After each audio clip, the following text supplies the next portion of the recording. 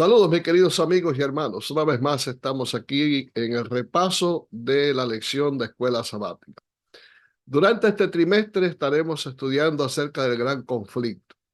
Es un tema recurrente en nuestros estudios de Escuela Sabática y es bueno que venga de vez en cuando un temario como este porque podemos ir al pasado y poder estudiar básicamente las razones por las cuales tenemos que sufrir tanto. ¿Cuáles son las razones del pecado? ¿Por qué existe el pecado en este mundo? ¿Por qué hay tanto dolor, tanta miseria, tantas muertes? Pero lo más importante que nos entrega este estudio es no solamente mirar el pasado para encontrar la historia y las razones de todas estas cosas, pero más aún saber que hay victoria en Cristo, saber que muy pronto todo esto ha de concluir y finalmente Cristo se alzará con la victoria sobre Satanás tal como fue predicho allá en el Edén. En el momento que nos ocupa ahora de estudio, vamos a tratar acerca de la guerra entre todas las guerras, o detrás de todas las guerras, que es el título realmente que aparece en la lección. Y vámonos a Apocalipsis. En Apocalipsis vamos a encontrar una narración muy interesante que se encuentra en el capítulo 12 y versículos 7 y 8. Y nos dice el apóstol San Juan lo siguiente. Después hubo una gran batalla en el cielo. Miguel y sus ángeles luchaban contra el dragón y luchaban el dragón y sus ángeles, pero no prevalecieron ni se halló ya lugar para ellos en el cielo. Y fue lanzado fuera el gran dragón, la serpiente antigua, que se llama Diablo y Satanás, el cual engaña al mundo entero. Fue arrojado a la tierra y sus ángeles fueron arrojados con él. Quizás el sitio menos pensado en que pudiera ocurrir una guerra es precisamente en el cielo. Y sencillamente porque el cielo es sinónimo de perfección, es sinónimo de santidad. Todo lo que Dios creó era perfecto. Y por lo tanto, cuando Apocalipsis nos abre el telón para entregarnos esta imagen épica de una batalla en el cielo, esto quizás nos consterna un poco y tal vez nos estrangula un poco el pensamiento. ¿Cómo es posible que en el cielo pueda ocurrir una batalla? En este pasaje se nos presenta dos contendientes, Miguel y sus ángeles por un lado, y por otro lado está el gran dragón, que el mismo texto identifica con el diablo y Satanás. ¿Quién es Satanás? ¿Cómo surgió? Fue creado por Dios, porque realmente Dios creó todas las cosas y nada de lo que existe tuvo otro autor sino el mismo Dios. ¿Pudo Dios crear un ser tan maligno, tan perverso, cuando Dios todo lo que crea es bueno en gran manera? Estas son algunas de las preguntas que realmente la gente se hace y muchos no pueden entender por qué realmente ocurrió esta batalla en el cielo. Por eso tenemos que ir a buscar otros pasajes para poder entender plenamente cómo fueron las cosas. Y vamos a irnos a otro pasaje también colateral en Ezequiel capítulo 28, versículos 12 y 15. Leemos allí. Así ha dicho Jehová el Señor. Tú eres el sello de la perfección, lleno de sabiduría y acabado de hermosura. En Edén, en el huerto de Dios estuviste. De toda piedra preciosa era tu vestidura. Tú, querubín grande, protector, yo te puse en el santo monte de Dios. Allí estuviste. En medio de las piedras de fuego te paseabas. Perfecto eras en todos tus caminos desde el día que fuiste creado hasta que se halló en ti maldad. Los querubines eran una clase excelsa de ángeles, quizás la superior, y este querubín se encontraba cerca de Dios, cerca del trono de Dios. Era un querubín protector, era como decirlo, la guardia de honor de Dios. Ahí estaba él. La descripción que se nos hace es maravillosa, era perfecto. Entre todos los ángeles era el ángel más hermoso de todos. Y después de Cristo, indudablemente era el más sabio, era el más esplendente de todas las criaturas. Evidentemente, algo pasó allí en este ángel que era perfecto, que era sabio, que había sido creado por Dios, que tenía una posición envidiable porque estaba el más cerca del trono de Dios, era precisamente este ángel. Algo pasó que realmente trajo como consecuencia la entrada de ciertos sentimientos que no fueron los que Dios creó para este ángel. Ahí nos dice que él era perfecto, perfecto en todos sus caminos, pero un día se halló en él maldad. ¿Cómo es posible que algo perfecto pueda generar el mal? ¿Cómo es posible que algo que fue creado con todas las garantías posibles, de momento se corrompiera? Vamos a ir a otro pasaje bíblico. Isaías 14 nos dice: ¿cómo caíste del cielo, oh lucero? Aquí tenemos ya el nombre. Su nombre era Lucero, de ahí viene el nombre Lucifer. Hijo de la mañana, cortado fuiste por tierra, tú que debilitabas a las naciones. Tú que decías en tu corazón: subiré al cielo, en lo alto, junto a las estrellas de Dios levantaré mi trono, y en el monte del testimonio me sentaré a los lados del norte. Sobre las alturas de las nubes subiré y seré semejante al Altísimo. Veamos el problema de Lucifer. Lucifer quería subir a lo alto, quería subir más alto de lo que él había sido puesto. Y dice por ahí un refrán que lo sublime, lo ridículo, solamente hay un paso. Él quiso ponerse por encima del mismo Cristo. Él quiso sacar a Cristo del trono y sentarse al lado del Padre y gobernar el mundo junto con Dios, tener las mismas prerrogativas divinas, cosa que era imposible para él porque él era un ángel creado por Dios. No era eterno. Cristo mismo lo había creado a él. Y ahora este ángel pretende también ser poderoso como Dios, dominar el universo, regir completamente también todo lo creado, y eso fue lo que desencadenó finalmente la rebelión en el cielo. Él tenía envidia de Cristo. Él no podía concebir cómo el Hijo de Dios podía recibir las alabanzas de los ángeles. Él quería recibir esas alabanzas él mismo porque se consideraba tan sumamente hermoso y tan sabio que él merecía todas esas cosas. Y comenzó a provocar una sedición en el cielo, difundiendo sus sentimientos ya malévolos entre los ángeles del cielo. Lamentablemente algunos pensaron de que él tenía razón. Comenzó a acusar a Dios de que Dios era tirano, que era cruel, que tenía una ley injusta que no podía obedecerse. Y una tercera parte de los ángeles del cielo finalmente aceptaron lo que Lucifer les había dicho. Pusieron en tela de juicio la misericordia, la bondad de Dios, y se rebelaron juntamente con Lucifer contra Dios. Ahí comienza la gran batalla, una batalla que puede haber sido ideológica, pero puede haber sido también una batalla física. Lo cierto es que durante algún tiempo esa batalla perduró en el cielo, se le dieron oportunidades a Lucifer para que se enmendara de su mal camino, hasta que finalmente no hubo lugar para él y fue echado del cielo juntamente con los ángeles que desobedecieron. En el conflicto de los siglos, en la página 485, se nos dice que los concilios celestiales rogaron a Lucifer. El Hijo de Dios le hizo presentes la grandeza, la bondad y la justicia del Creador y la naturaleza sagrada e inmutable de su ley. Dios mismo había establecido el orden del cielo y Lucifer, al apartarse de él, iba a deshonrar a su Creador y a traer la ruina sobre sí mismo. Pero la amonestación dada con un espíritu de amor y misericordia infinitos solo despertó espíritu de resistencia. Por lo tanto, no le quedó más remedio al Creador que echar a Lucifer del cielo. Ahora bien, ¿qué lecciones nosotros podemos extraer de esto? Queridos, déjenme decirle una cosa: el pecado está presente en cada uno de nosotros. Somos por naturaleza hijos de pecado. Y es muy fácil perder completamente el concepto que debemos tener de nosotros mismos. El apóstol Pablo dice que nadie debe tener un concepto más alto que el que debe tener. Y ese fue el problema de Lucifer. Él quiso ir más allá y traspasar los límites que Dios puso al crear este ángel tan esplendente. Si hubiera mantenido esos límites, nada hubiera pasado. Los problemas a veces surgen cuando nos vamos más allá de los límites de la prudencia, de lo que es correcto, y comenzamos a pensar que somos superiores, que somos más que nadie, que podemos quizás escalar alturas que realmente no nos es dado escalar. Y tenemos que tener cuidado con eso. Debemos tener un concepto equilibrado de lo que somos y de lo que podemos llegar a ser y cuáles son los límites que nosotros debemos respetar para no caer en la misma situación de Lucifer. De ahí en adelante, Satanás, ya no Lucifer, Satanás quiere decir adversario, se convirtió en un enemigo acérrimo del Hijo de Dios. Ahora, ¿qué revelan estos pasajes sobre la capacidad de Satanás de engañar? Si él fue capaz de engañar a los ángeles celestiales, a una tercera parte, te estoy diciendo, no tenemos idea cuántos son, pero me imagino que son más millones.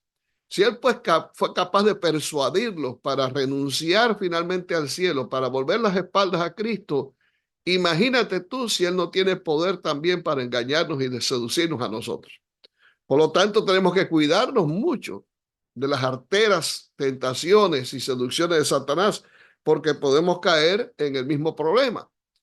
Esta guerra que se desató en el cielo pasó a la tierra y consecuentemente ha pasado también a todos nosotros. O sea, es una guerra que nos incluye a todos, no como meros espectadores, sino como protagonistas de la misma.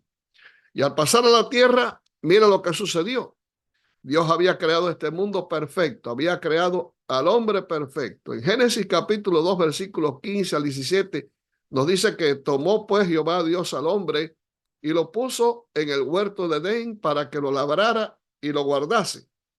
Y mandó Jehová Dios al hombre diciendo, de todo árbol del huerto podrás comer, mas del árbol de la ciencia del bien y del mal no comerás, porque el día que de él comieres, ciertamente morirás. La pregunta es, ¿qué principio fundamental de gran conflicto nos enseñan estos versículos? Repito, Dios creó al hombre perfecto. Adán y Eva eran una joya, por así decirlo, de la creación de Dios.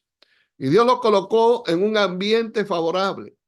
Puso en ese lugar todo tipo de árboles frutales, todo tipo de semillas y demás para que ellos se alimentaran y no tuvieran ninguna necesidad. Pero también Dios creó, aparte del árbol de la vida, el árbol de la ciencia, del bien y del mal, lo puso en medio del huerto y le pidió al hombre que por favor no tocara ese árbol ni comiera de él, porque el día que comiera de él ciertamente iba a morir. De hecho, el árbol no tenía ningún tipo de elemento dañino, algún veneno que podía matarlo. No, el árbol, todo lo creó Dios, por lo tanto ese árbol fue creado por Dios también y lo puso allí simplemente como una prueba de amor para el hombre. Evidentemente esa prueba de amor fue frustrada porque el hombre desobedeció a Dios y por causa de su desobediencia, pues entonces entró en el mundo también el pecado y la muerte y por lo tanto estamos pagando por esa situación. En Josué 24, capítulo 24 y versículo 15, este pasaje es tan lindo. Dice, y si mal os parece servir a Jehová, escogeos hoy a quien sirváis. Si a los dioses a quienes sirvieron vuestros padres cuando estuvieron al otro lado del río, o a los dioses de los amorreos en cuya tierra habitáis, pero yo y mi casa serviremos a Jehová. El asunto del gran conflicto tiene que ver con decisiones y tiene que ver con el objeto de nuestra elección. ¿A quién vamos a elegir nosotros adorar? Lucifer en el cielo tuvo la oportunidad de decidir en esos concilios continuar adorando a Dios y sirviendo a Dios. Adán y Eva tuvieron también esa oportunidad. Sin embargo, escogieron mal. Escogieron finalmente adorar a Satanás, porque una vez que tú renuncias a adorar a Dios y sigues los dictados de Satanás, te conviertes en un adorador de Satanás. Tú doblas el lomo, por así decirlo, de una forma castellana, y estás dispuesto a llevar el yugo de aquel que te domina. Por lo tanto, creo que una de las cosas importantes que podemos aprender es a quién vamos a adorar. ¿Cuál es la decisión que vamos a tomar? Josué lo dice, escogeos hoy a quién sirváis. Hay muchos dioses hoy en día también que el mundo adora, pero estamos dispuestos a adorar única y exclusivamente al verdadero Dios. Apocalipsis 22:17 dice que hay un llamado que el Señor nos está haciendo a través del Espíritu y a través de su iglesia. Y el Espíritu y la esposa dicen, ven, y el que oye diga, ven, y el que tiene sed, venga, y el que quiera tome del agua de la vida gratuitamente. En la Biblia encontramos llamados constantes a servir al Señor y adorar al único y verdadero Dios. Fuimos creados a imagen y semejanza de Dios, a diferencia de la creación animal, y Dios nos dio la capacidad de poder adorar, de poder tomar decisiones. Dios nos creó a nosotros con libre albedrío. El libre albedrío es la capacidad que tiene el hombre de tomar decisiones por sí mismo, sin coerción, sin alguien que lo obligue. No se nos pone una pistola en el pecho para que decidamos servir a Dios o también servir a Satanás. Somos nosotros los que decidimos exactamente qué es lo que vamos a hacer con la vida. La Biblia nos presenta que Dios nos creó no como meros robots, sino como gente pensante, con la capacidad de poder pensar y tomar decisiones que sean correctas. Leamos ahora lo que nos dice Génesis, capítulo 3, versículos 1 al 3, para poder entender exactamente cómo la guerra que comenzó en el cielo se traslada a la tierra. Hay dos pasajes que vamos a comparar. Primeramente nos dice, pero la serpiente era astuta. Ya vimos Apocalipsis 12, que esa serpiente no es otro que el diablo y Satanás, más que todos los animales del campo que Jehová Dios había hecho, la cual dijo a la mujer, con que Dios os ha dicho, no comáis de todo árbol del huerto. Y la mujer respondió a la serpiente, del fruto de los árboles del huerto podemos comer, pero el fruto del árbol que está en medio del huerto, dijo Dios, no comeréis de él, ni le tocaréis para que no muráis. La serpiente era un animal sumamente hermoso, creado por Dios. Tenía plumas, volaba, alas, tenía colores maravillosos que cuando el sol hería con su luz a la serpiente, despedía diversos colores por todas partes. Así que era un animal que atraía a la vista, no el reptil asqueroso que nosotros conocemos en nuestros días. No sé exactamente qué fue lo que hizo Satanás en aquel momento, si tomó a una serpiente y la convirtió en medium de él, o él mismo se transformó en serpiente, porque finalmente Satanás tiene poder para hacer cualquiera de estas cosas. Lo cierto es que utilizando este animal como medium, de esa manera pudo llegar hasta la mujer. El peor problema es que ella comenzó su camino descendente hacia el mal cuando desoyó la instrucción de Dios de no acercarse a aquel árbol. Ella abandonó a Adán, su esposo, debía haberse mantenido al lado de su esposo porque ambos juntos podían ayudarse. Pero Adán, quizás abstraído por su trabajo, perdió de vista a Eva. Eva en su mente venía haciéndose la pregunta, ¿cuál es la razón por la cual Dios nos ha prohibido comer de este árbol? Y con aquella sugestión mental se fue acercando sin darse cuenta, en sus pensamientos se fue acercando también físicamente al árbol. Cuando en aquellos momentos que estaba ella cerca, escuchó la voz de esa serpiente que estaba allí precisamente posada en el árbol y comiendo el fruto, que le decía, con que Dios os ha dicho no comáis de todo árbol del huerto. Dios no había dicho eso. La mujer hubiera estado segura si hubiera salido huyendo de aquel lugar, pero la curiosidad mató al gato y comenzó inmediatamente a dialogar con la serpiente. Mira, querido, déjame decirte algo, jamás entres en contubernio con Satanás. Nunca entres en conversación con el enemigo de las almas, porque vas a tener la guerra perdida. No podemos entrar en ningún tipo de contacto con el enemigo de todas las almas. La conducta correcta es someteos pues a Dios, resistir al diablo y él huirá de vosotros, es lo que nos enseña la Escritura. Por lo tanto, cuando te veas tentado por Satanás, sométete a Dios. Entrégate en oración al Señor y pídele que Dios te ayude a ganar la victoria y verás cómo el diablo huye de ti. Es la conducta correcta y es la conducta más segura. ¿Y qué fue lo que sucedió? Sencillamente, como la mujer comió del fruto y después lo llevó a su marido y él también comió del fruto, así como ella, pues el pecado entró en el mundo por un hombre, Adán, y por el pecado la muerte.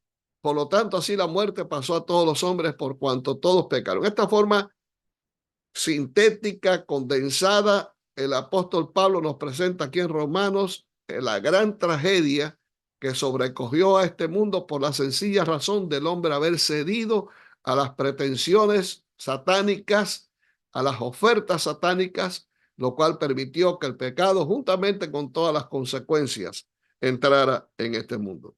Es realmente lamentable. Génesis 3:15, no obstante, nos presenta que a pesar de todo esto, Dios tenía ya un plan previsto para rescatar al hombre del pecado. Por eso, antes de echar a Adán y Eva del Edén, vino con un mensaje de esperanza. Y en ese mensaje de esperanza, Dios le dice al hombre y a la mujer, y pondré enemistad entre ti y la mujer, y entre tu simiente y la simiente suya.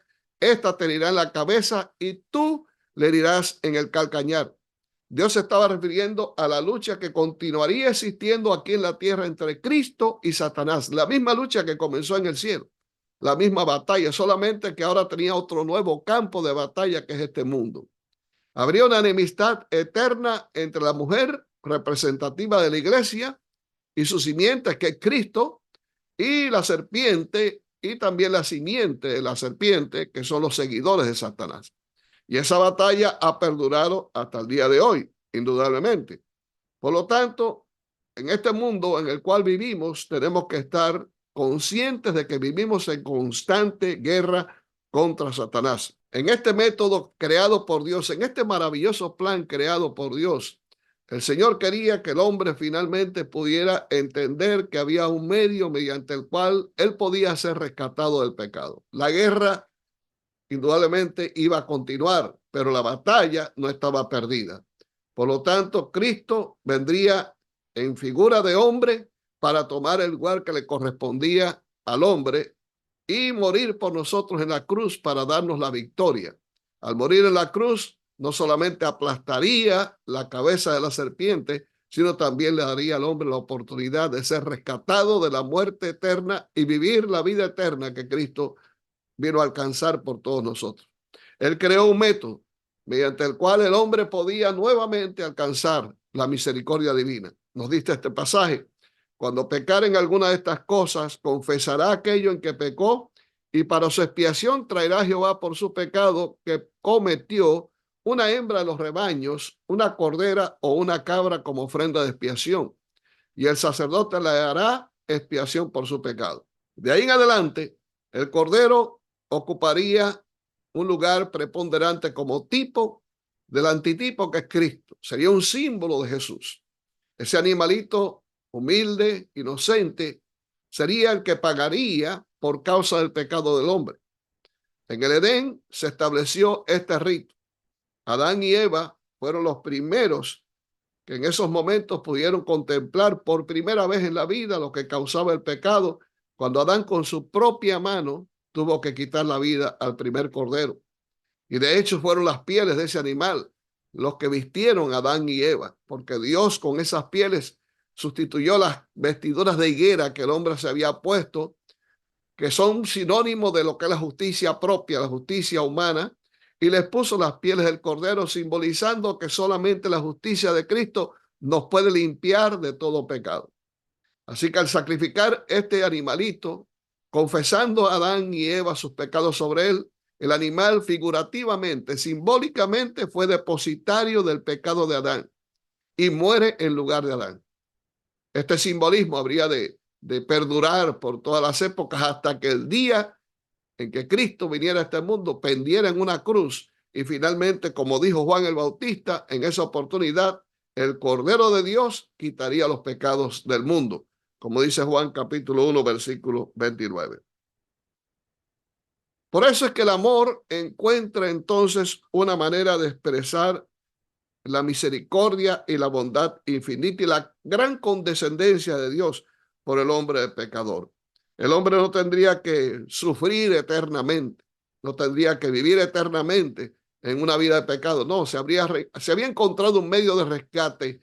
Yo diría que ese misterio que estuvo escondido en los siglos eternos, ese plan que fue formulado entre el Padre y el Hijo para salvar al hombre del pecado en caso de que él cayera en esto, realmente es lo más maravilloso que tú puedas concebir. Quizás no se puede entender lógicamente, pero es el método que Dios creó para salvarnos del pecado.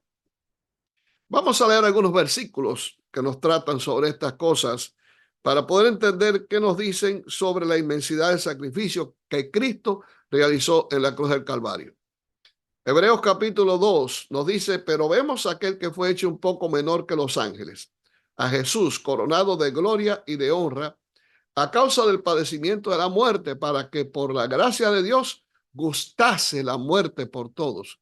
Cristo fue rebajado de su condición de Dios a la condición de siervo, como dice Filipenses 2. Menor que los ángeles. Este hombre que fue coronado de gloria y de honra como Dios, ahora se hace hombre para padecer por nosotros, padecer una muerte horrenda. ¿Cómo es posible que Cristo pueda haber gustado, pueda haber disfrutado el morir de esa manera por nosotros? No está hablando Pablo aquí de la muerte en sí, sino de los resultados de la muerte de Cristo. Cristo lo que disfrutó, lo que gustó, es el saber anticipadamente que todos nosotros podíamos ser salvos mediante su sacrificio en la cruz del Calvario. Como dice en Isaías 53, verá el fruto de la aflicción de su alma y quedará satisfecho. Él murió por nosotros y en su corazón había gozo desbordante porque él sabía que al dar su vida en la cruz, todos pudiéramos alcanzar la salvación. En 2 Corintios capítulo 5, versículo 21, Pablo dice que al que no conoció pecado, por nosotros lo hizo pecado para que nosotros fuésemos hechos justicia de Dios en él.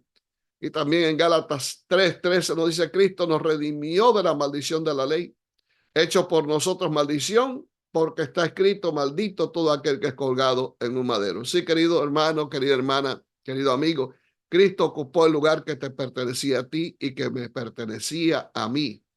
Él fue hecho pecado porque él cargó el pecado mío, el pecado tuyo, el pecado de toda la humanidad lo cargó sobre sus hombros. Él fue hecho maldición porque todo aquel que comete pecado recibe la maldición de la ley. La paga del pecado es muerte. Y no es una muerte física, no, está refiriéndose a la muerte eterna, la segunda muerte de la cual nos habla también Apocalipsis y de la cual nadie resucita. Esa fue la muerte que murió Jesús por ti y por mí. Por lo tanto, Jesús se arriesgó hasta lo sumo por tal de salvarnos a nosotros de la ruina que produce el pecado. ¿Te has preguntado alguna vez si Dios te ama? Muchas veces pensamos que Dios se ha olvidado de nosotros. A veces pasamos por circunstancias difíciles y nos parece que Dios nos ha abandonado. Si alguna vez te viene ese pensamiento a tu mente, nada más lo que tienes que hacer es mirar la cruz.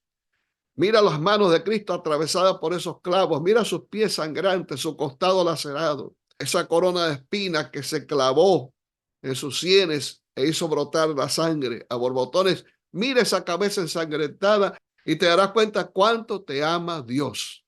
Pero no solamente el sacrificio de Cristo hizo posible nuestra salvación, habría un paso más que dar.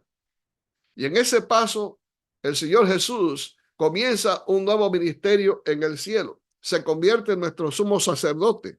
Y como dice en Hebreos, capítulo 4, no tenemos un sumo sacerdote que no pueda compadecerse de nuestras debilidades, sino uno que fue tentado en todo según nuestra semejanza, pero sin pecado. Y por esa razón, porque Cristo es ahora nuestro sumo sacerdote, porque Él sufrió todo tipo de tentación y conoce lo que sufre el hombre cuando es tentado y enfrenta las garras de Satanás y la persecución satánica, Él ha sido convertido, por lo tanto, en un sacerdote fiel. Un sacerdote que se compadece de nuestras debilidades porque nos entiende, porque vivió nuestra propia suerte en carne propia. Por lo tanto, ahora nos dice: acércate confiadamente al trono de la gracia para que puedas alcanzar misericordia y hallar gracia para el oportuno socorro. Sí, querido amigo, querido hermano, puedes acercarte a Jesús con plena confianza. Él entiende tus problemas. Él sabe lo que tú sufres. Él sabe lo que tú padeces. Él sabe tus luchas, sabe tus pesares. Sabes que eres polvo. Por lo tanto, el Señor tiene misericordia de ti. Y cuando vienes ante su presencia pidiendo perdón por tus pecados, confesando tus faltas, el Señor inmediatamente hace un milagro en tu vida.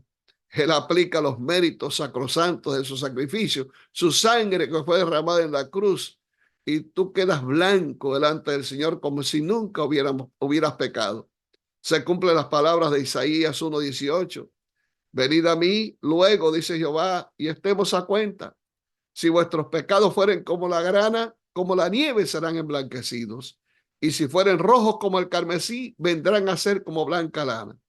Si te sientes hoy abrumado por tus pecados, ven al Señor. Si piensas que no tienes ya más esperanza, ven al Señor. Cualquiera sea tu situación, por profundo que hayas caído, hay perdón en Jesús. Hay limpieza de pecado en Jesús. La sangre de Jesucristo, su Hijo, como dice la palabra, nos limpia de todo pecado. Y vas a encontrar misericordia, vas a hallar gracia para el oportuno socorro. Otro pasaje tan lindo, a mí me encanta este versículo de Hebreos 7:25, que nos garantiza que puede salvar, Cristo puede salvar perpetuamente a los que por Él se acercan a Dios, viviendo siempre para interceder por ellos. Tienes allí un abogado permanente a tu favor. Él puede abogar por ti delante del Padre constantemente. vivir para ti todo el tiempo, en cualquier hora, en cualquier momento que quieras acercarte al trono de la gracia, ahí vas a encontrar al Señor. Él nunca duerme, siempre está despierto, anhelante, esperando que tú vengas a Él y te arropes en sus brazos y le pidas misericordia, y el Señor inmediatamente te va a perdonar de todos los errores que tú puedas haber cometido. Y sabes, hay algo que el Señor anhela con todo deseo. Hay algo que el Señor anhela con todo su corazón.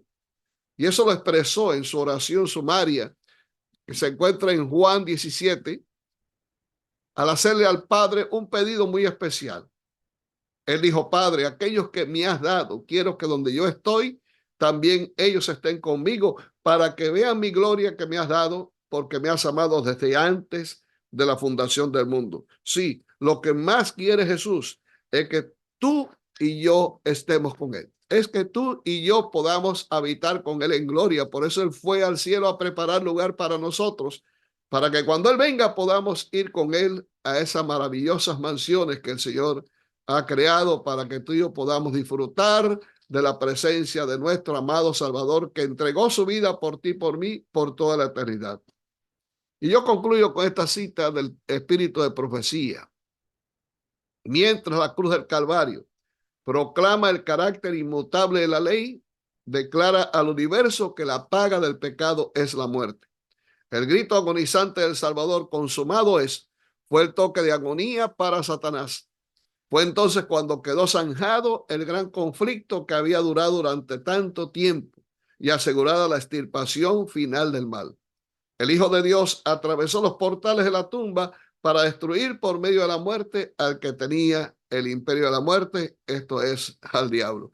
Hermano querido, hermana querida, mi querido amigo, la historia es realmente electrizante. Esto es algo que nos estremece. Saber que el Señor Jesús ha hecho tanto por nosotros, y sobre todas las cosas que entregó su vida de la forma más horrenda, más criminal, más atroz, para salvarte a ti y a mí del pecado. La gran noticia es que ese mismo Dios que se hizo carne, es el gran misterio de la piedad, que tomó nuestra naturaleza con todo su pasivo, que se enfrentó a Satanás, a las armas mortíferas de Satanás, y venció finalmente hasta la misma cruz. Es el mismo Dios que vendrá otra vez a buscarnos a nosotros para que se cumpla su pedido al Padre, para que se cumpla esa oración. En el lugar que yo estoy, yo quiero que ellos estén conmigo. Si eres fiel al Señor, si te entregas a Cristo y vienes a Él confesando tus pecados, el Señor te perdona y el Señor te da una nueva oportunidad. Si te entregas plenamente a Él, bautizándote en el nombre del Padre, del Hijo y del Espíritu Santo, tienes la promesa de que tu nombre será escrito en el libro de la vida, y cuando el Señor venga y te has mantenido fiel, Él te llevará contigo a esas moradas que prometió preparar para ti. Que esa promesa se cumpla en nosotros, en mi deseo de oración. Dios te guarde, que Dios sea contigo, y te deseo un feliz sábado. Así que nos vemos la próxima. Amén.